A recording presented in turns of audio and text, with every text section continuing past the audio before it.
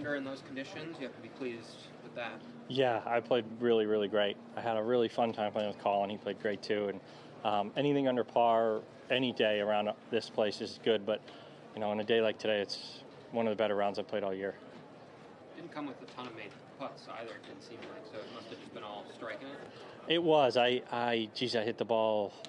Just some days you get out on the course and they're just coming out right where you're looking. And today was one of those days. I hit a lot of really nice putts. I made a really nice par putt on 7 that kind of kept the round going. But all in all, everything seems pretty sharp. What was difficult about today? Everything. I mean, this course has changed so much since my first year. I think that this is the hardest course we play all year. I used to think it was Torrey. I think it's here now. 4 par 5s, and you're still, you know, really got to play well to shoot under par. And you know, sprinkle in some conditions like this, it's really tough. What changed? The greens more difficult, the rough? Or? Yeah, I mean, I don't really remember the rough being this difficult, and then the greens were never like this. These are like firm, major championship type greens, and you know, every year we come here, the course is in perfect condition and really major championship ready. Keegan, we haven't seen you since the Netflix series appeared. Your comments there about your plans for Bethpage turned some heads on my side of the Atlantic. Were you relaxed about that appearing, or were you maybe rather it didn't? Yeah, I mean, listen, I thought I was in a locker room with my team. You know, that's what happens in a locker room. I meant no disrespect to the Europeans. You know, this was a time that we had just won the President's Cup. I was in the locker room, and it was my turn to address the team. And I meant no disrespect. I was more speaking to our guys. Do you worry that's the kind of thing that Luke will stick up on a notice board? I mean, maybe. I don't think the Europeans need any more motivation to win the Ryder Cup. They're a special group of players that the Ryder Cup means a lot to them. And when the Ryder Cup year and when the Ryder Cup comes along, they really seem to come together and play their best golf. So I think that they're motivated enough to beat us. So just to be clear, did you think that was kind of within the locker room and wouldn't appear publicly?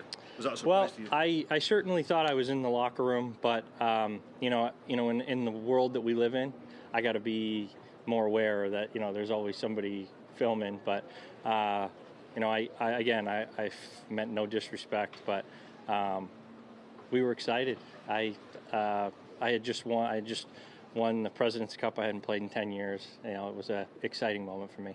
So are you a little surprised that came out, or like when you saw it, were you sort of like rolling your eyes, or what was your reaction? I was a little surprised. Yeah. But again, you know, I have to know that in this day and age, especially with cell phones and everything's being recorded, you know. But that's who I am. You know, that's me. I'm a pretty excited person. I'm very excited about the Ryder Cup, and you know, I think my enthusiasm towards the Ryder Cup showed there, and it was meant for our team. You know, again, no disrespect to the other guys. Keegan, I know you've been asked this, but now with this stretch of golf starting, how much do you spend time during or after rounds or after it's over, kind of looking at what the guys are doing as you look ahead towards September, and how much do you have to separate that when you're playing the tournaments? Well, basically when I'm outside the ropes, I'm working on the Ryder Cup every second.